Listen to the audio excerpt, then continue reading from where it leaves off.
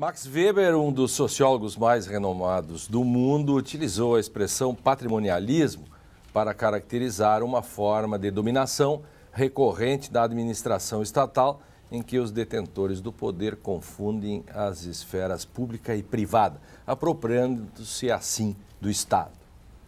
No Brasil, Raimundo Fauro, sua clássica obra Os Donos do Poder, vai abordar essa problemática com profundidade. A noção de estamento é fundamental para a compreensão do Estado brasileiro.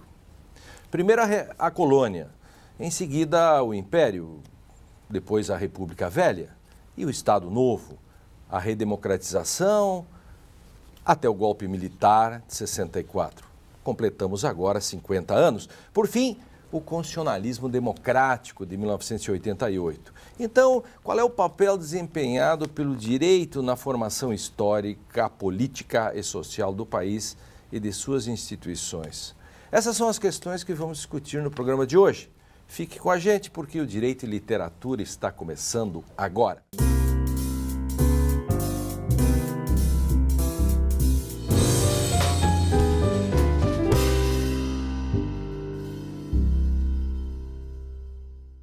Olá, a partir de agora você acompanha um debate feito por renomados profissionais de diversas áreas do conhecimento.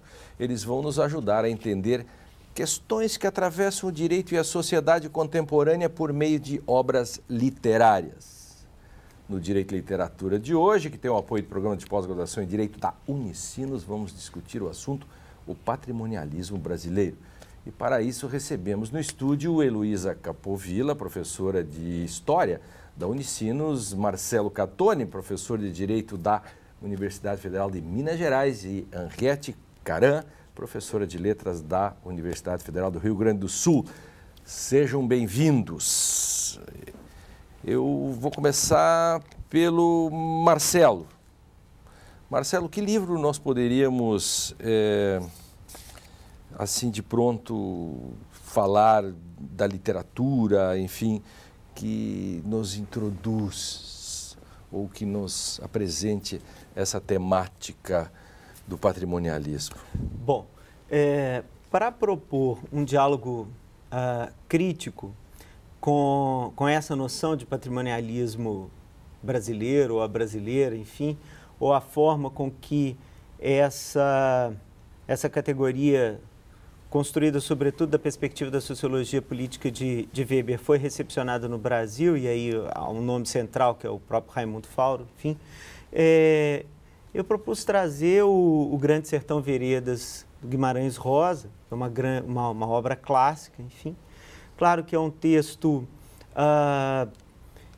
que tem uma construção narrativa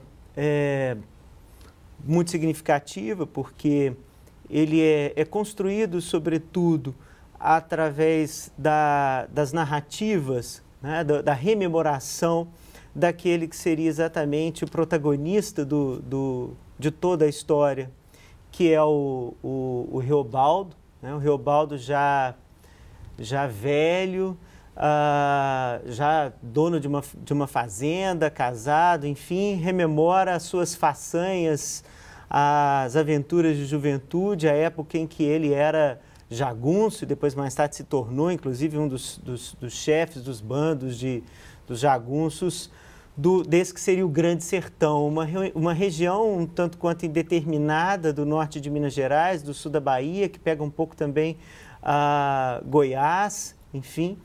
E é um texto que se constrói à medida que Reobaldo vai contando a sua história para o interlocutor, que, na verdade, não é propriamente um interlocutor, ele é um ouvinte, digamos assim, né? Que é chamado, é alguém que vem de fora, né? E que está ali sentado ao lado da rede onde Reobaldo está recostado e vai ouvindo a história, tanto é que Reobaldo chama de moço, de senhor, de doutor, enfim, né?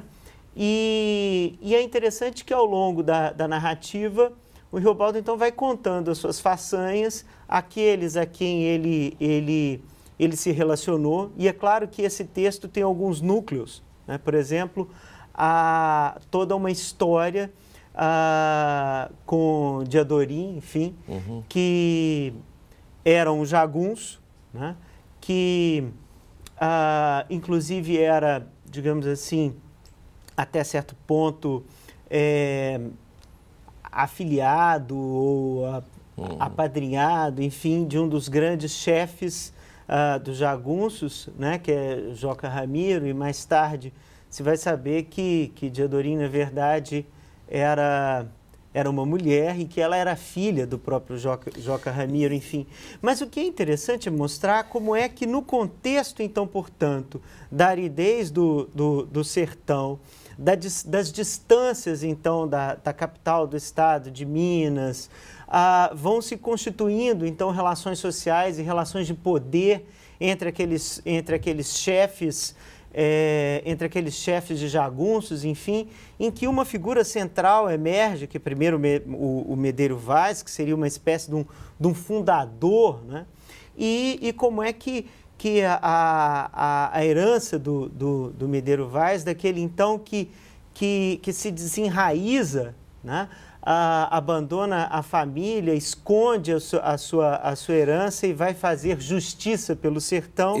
Né? Bom, não, sim, isso é um dos claro, modos. Eu acho que essa é uma questão central. E a outra questão, claro, que há várias interpretações possíveis do texto. Há construções extremamente importantes que vão desde resgatar uma leitura do ponto de vista místico, até mesmo metafísico, da construção do texto, ou sociológico, antropológico, até porque essa é uma narrativa que talvez se construiria do ponto de vista histórico na virada do século XIX para o século XX.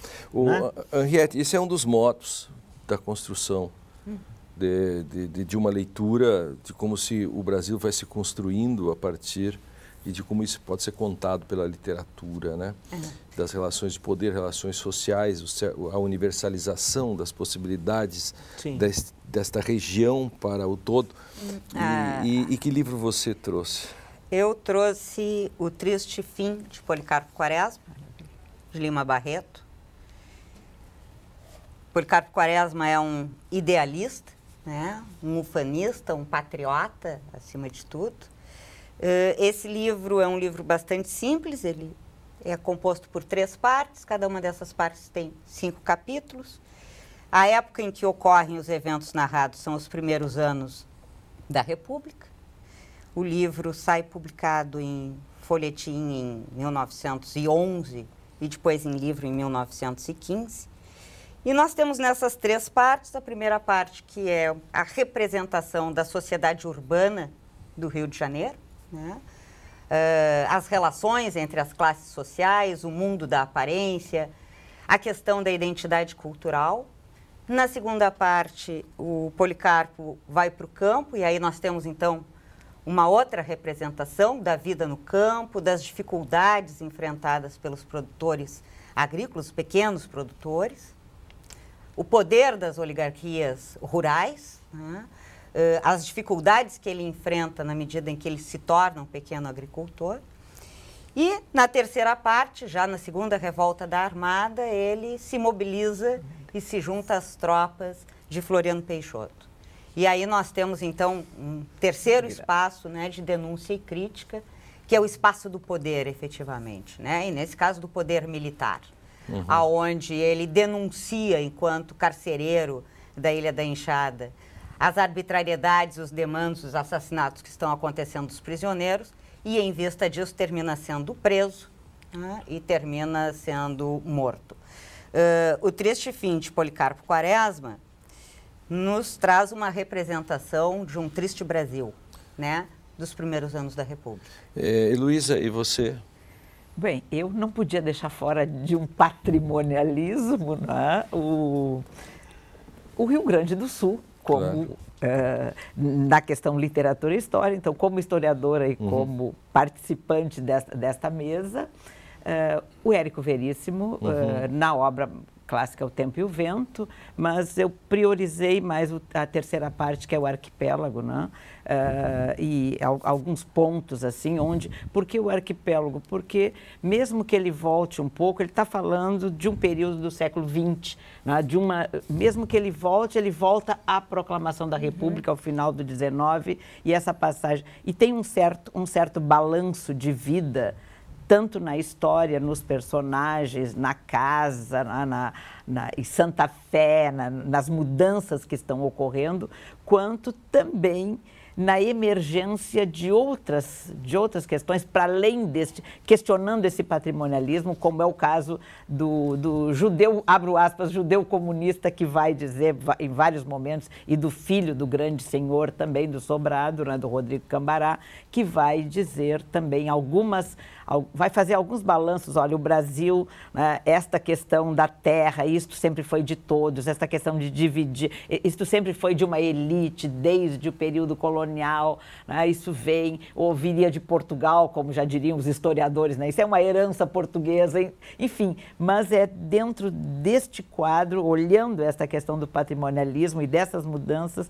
que eu priorizei o arquipélago e trouxe o Érico aqui para a nossa discussão. Bom, eu quero exatamente como o tema patrimonialismo, né, ele foi tão bem trabalhado pela sociologia, enfim, antropologia pela sociologia. Há um livro que nos ajudaria muito, que se eu fosse trazer um e me perguntassem, e você trouxe o quê? Eu diria, não trouxe porque li tantas vezes já e posso indicá-lo, que é O Caráter Nacional Brasileiro, a História de uma Ideologia, que é uma tese de doutorado em 1954, do Dante Moreira Leite. Está reeditado agora e ele vai mostrar todas essas relações. Ele faz algumas críticas à leitura que Gilberto Freire e tantos outros fizeram, mas, enfim, é um livro que também pode nos ajudar muito para dizer, e ele faz uma crítica à ideia do jeitinho. Bom, a questão do extrativismo, tirar do Estado, sugar do Estado, a questão do jeitinho, que é um modo de nós driblarmos a lei, tudo isto faz parte desta matriz patrimonialista, que está presente nas três leituras que vocês fizeram, está presente em Dante Moreira, está na sociologia de Weber, está no nosso querido Raimundo Faoro. O Direito de Literatura faz uma pausa para exatamente um intervalo, mas na volta a gente continua a discussão sobre esse tema, o patrimonialismo. No próximo bloco a gente vai falar sobre como esse e outros fenômenos são retratados na sequência, como já fizemos, mas enfim, pela literatura. Nós já voltamos um instantinho só.